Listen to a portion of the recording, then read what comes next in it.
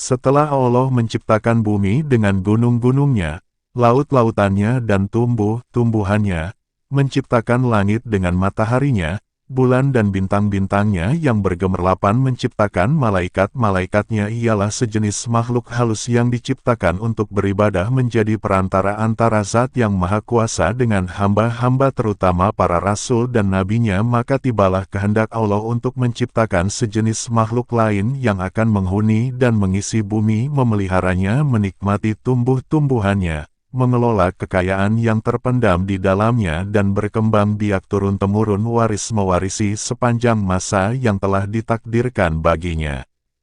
Kekhawatiran para malaikat. Para malaikat ketika diberitahukan oleh Allah akan kehendaknya menciptakan makhluk lain itu, mereka khawatir kalau kehendak Allah menciptakan makhluk yang lain itu, disebabkan kecuaian atau kelalaian mereka dalam ibadah dan menjalankan tugas atau karena pelanggaran yang mereka lakukan tanpa disadari. Berkata mereka kepada Allah, "Wahai Tuhan kami, buat apa Tuhan menciptakan makhluk lain selain kami, padahal kami selalu bertasbih, bertahmid, melakukan ibadah dan mengagungkan nama-Mu tanpa henti-hentinya, sedang makhluk yang Tuhan akan ciptakan dan turunkan ke bumi itu, nescaya akan bertengkar satu dengan lain, akan saling bunuh-membunuh, berebutan menguasai kekayaan alam yang terlihat di atasnya dan terpendam di dalamnya, sehingga akan terjadilah kerusakan dan kehancuran di atas bumi yang Tuhan ciptakan itu." Allah berfirman, menghilangkan kekhawatiran para malaikat itu. "Aku mengetahui apa yang kamu tidak ketahui dan aku sendirilah yang mengetahui hikmat penguasaan Bani Adam atas bumiku. Bila aku telah menciptakannya dan meniupkan roh kepadanya, bersujudlah kamu di hadapan makhluk baru itu sebagai penghormatan dan bukan sebagai sujud ibadah, karena Allah melarang hambanya beribadah kepada sesama makhluknya." Kemudian diciptakanlah Adam oleh Allah, dari segumpal tanah liat, kering dan lumpur hitam yang berbentuk. Setelah disempurnakan bentuknya ditiupkanlah roh ciptaan Tuhan ke dalamnya dan berdirilah ia tegak menjadi manusia yang sempurna. Iblis membangkang. Iblis membangkang dan enggan mematuhi perintah Allah seperti para malaikat yang lain, yang segera bersujud di hadapan Adam sebagai penghormatan bagi makhluk Allah yang akan diberi amanat menguasai bumi dengan segala apa yang hidup dan tumbuh di atasnya serta yang terpendam di dalamnya. Iblis merasa dirinya lebih mulia, lebih utama dan lebih agung dari Adam, karena ia diciptakan dari unsur api, sedang Adam dari tanah dan lumpur. Kebanggaannya dengan asal-usulnya menjadikan ia sombong dan merasa rendah untuk bersujud menghormati Adam seperti para malaikat yang lain, walaupun diperintah oleh Allah. Tuhan bertanya kepada iblis, "Apakah yang mencegahmu sujud menghormati sesuatu yang telah aku ciptakan dengan tanganku?" Iblis menjawab, "Aku adalah lebih mulia dan lebih unggul dari dia. Engkau ciptakan aku dari api dan menciptakannya dari lumpur." Karena kesombongan, kecongkakan dan pembangkangannya melakukan sujud yang diperintahkan, maka Allah menghukum iblis dengan mengusir dari surga dan mengeluarkannya dari barisan malaikat dengan disertai kutukan dan laknat yang akan melekat pada dirinya hingga hari kiamat. Di samping itu ia dinyatakan sebagai penghuni neraka.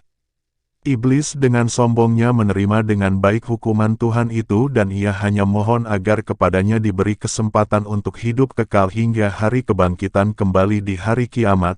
Allah meluluskan permohonannya dan ditangguhkanlah ia sampai hari kebangkitan, tidak berterima kasih dan bersyukur atas pemberian jaminan itu, bahkan sebaliknya ia mengancam akan menyesatkan Adam, sebagai sebab terusirnya dia dari surga dan dikeluarkannya dari barisan malaikat, dan akan mendatangi anak-anak keturunannya dari segala sudut untuk memujuk mereka meninggalkan jalan yang lurus dan bersamanya menempuh jalan yang sesat, mengajak mereka melakukan maksiat dan hal-hal yang terlarang, menggoda mereka supaya melalaikan perintah-perintah agama dan mempengaruhi mereka agar tidak bersyukur dan beramal soleh.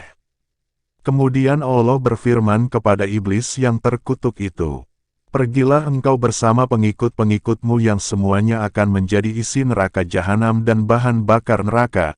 engkau tidak akan berdaya menyesatkan hamba-hambaku yang telah beriman kepadaku dengan sepenuh hatinya dan memiliki akidah yang mantap yang tidak akan tergoyah oleh rayuanmu walaupun engkau menggunakan segala kepandaianmu menghasut dan memfitnah. Pengetahuan Adam tentang nama-nama benda. Allah hendak menghilangkan anggapan rendah para malaikat terhadap Adam dan meyakinkan mereka akan kebenaran hikmat-Nya menunjuk Adam sebagai penguasa bumi. Maka diajarkanlah kepada Adam nama-nama benda yang berada di alam semesta. Kemudian diperagakanlah benda-benda itu di depan para malaikat seraya, "Cobalah sebutkan bagiku nama benda-benda itu, jika kamu benar merasa lebih mengetahui dan lebih mengerti dari Adam." Para malaikat tidak berdaya memenuhi tentangan Allah untuk menyebut nama-nama benda yang berada di depan mereka. Mereka mengakui ketidaksanggupan mereka dengan berkata, "Maha Agung Engkau. Sesungguhnya kami tidak memiliki pengetahuan tentang sesuatu kecuali apa yang Tuhan ajarkan kepada kami. Sesungguhnya Engkaulah yang Maha Mengetahui dan Maha Bijaksana." Adam lalu diperintahkan oleh Allah untuk memberitahukan nama-nama itu kepada para malaikat dan setelah diberitahukan oleh Adam, berfirmanlah Allah kepada mereka, "Bukankah aku telah katakan padamu bahwa aku mengetahui rahasia langit dan bumi dan mengetahui apa yang kamu lahirkan dan apa yang kamu sembunyikan?" Adam menghuni surga. Adam diberi tempat oleh Allah di surga dan baginya diciptakanlah Hawa untuk mendampinginya dan menjadi teman hidupnya, menghilangkan rasa kesepiannya dan melengkapi keperluan fitrahnya untuk mengembangkan keturunan. Menurut cerita para ulama, Hawa diciptakan oleh Allah dari salah satu tulang rusuk Adam yang di sebelah kiri di waktu ia masih tidur sehingga ketika ia terjaga, ia melihat Hawa sudah berada di sampingnya. Ia ditanya oleh malaikat, "Wahai Adam, apa dan siapakah makhluk yang berada di sampingmu itu?" Berkatalah Adam, "Seorang perempuan." Sesuai dengan fitrah yang telah diilhamkan oleh Allah kepadanya. "Siapa namanya?" tanya malaikat lagi. "Hawa," jawab Adam. "Untuk apa Tuhan menciptakan makhluk ini?" tanya malaikat lagi. Adam menjawab, "Untuk mendampingiku, memberi kebahagiaan bagiku dan mengisi keperluan hidupku sesuai dengan kehendak Allah." Allah berpesan kepada Adam, "Tinggallah engkau bersama istrimu di surga, rasakanlah kenikmatan yang berlimpah-limpah di dalamnya, rasailah dan makanlah buah-buahan yang lasat yang terdapat di dalamnya sepuas hatimu dan sekehendak nafsumu. Kamu tidak akan mengalami atau merasa lapar, dahaga ataupun letih selama kamu berada di dalamnya. Akan tetapi aku ingatkan, janganlah makan buah dari pohon ini yang akan menyebabkan kamu celaka dan termasuk orang-orang yang zalim. Ketahuilah bahwa iblis itu adalah musuhmu dan musuh istrimu. Ia akan berusaha membujuk kamu dan menyeret kamu keluar dari surga sehingga hilanglah kebahagiaan yang kamu sedang nikmat ini." Iblis mulai beraksi. Sesuai dengan ancaman yang diucapkan ketika diusir oleh Allah dari surga akibat pembangkangannya dan terdorong pula oleh rasa iri hati dan dengki terhadap Adam yang menjadi sebab sampai ia terkutuk dan terlaknat selama-lamanya tersingkir dari singgahsana kebesarannya, iblis mulai menunjukkan rancangan penyesatannya kepada Adam dan Hawa yang sedang hidup berdua di surga yang tenteram, damai dan bahagia. Ia menyatakan kepada mereka bahwa ia adalah kawan mereka dan ingin memberi nasihat dan petunjuk untuk kebaikan dan mengekalkan kebahagiaan mereka. Segala cara dan kata-kata halus digunakan oleh iblis untuk mendapatkan kepercayaan Adam dan Hawa bahwa ia betul-betul jujur dalam nasihat dan petunjuknya kepada mereka. Ia membisikkan kepada mereka bahwa larangan Tuhan kepada mereka memakan buah-buah yang ditunjuk itu adalah karena dengan memakan buah itu mereka akan menjelma menjadi malaikat dan akan hidup kekal. Diulang-ulangilah bujukannya dengan menunjukkan akan harumnya bau pohon yang dilarang, indah bentuk buahnya dan lazat rasanya, sehingga pada akhirnya termakanlah bujukan yang halus itu oleh Adam dan Hawa dan dilanggarlah larangan Tuhan. Allah mencela perbuatan mereka itu dan berfirman yang bermaksud, tidakkah aku mencegah kamu mendekati pohon itu dan memakan dari buahnya, dan tidakkah aku telah ingatkan kamu bahwa Saitan itu adalah musuhmu yang nyata?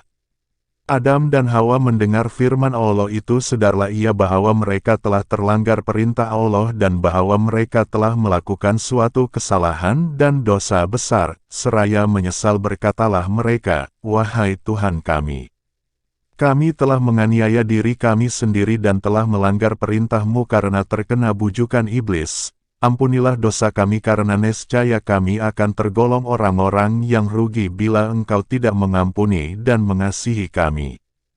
Adam dan Hawa diturunkan ke bumi. Allah telah menerima taubat Adam dan Hawa serta mengampuni perbuatan pelanggaran yang mereka telah lakukan, hal mana telah melegakan dada mereka dan menghilangkan rasa sedih akibat kelalaian peringatan Tuhan tentang iblis sehingga terjerumus menjadi mangsa bujukan dan rayuannya yang manis namun beracun itu. Adam dan Hawa merasa tenteram kembali setelah menerima pengampunan Allah dan selanjutnya akan menjaga jangan sampai tertipu lagi oleh iblis dan akan berusaha agar pelanggaran yang telah dilakukan dan menimbulkan murka dan teguran Tuhan itu menjadi pengajaran bagi mereka berdua untuk lebih berhati-hati menghadapi tipu daya dan bujukan iblis yang terlaknat itu.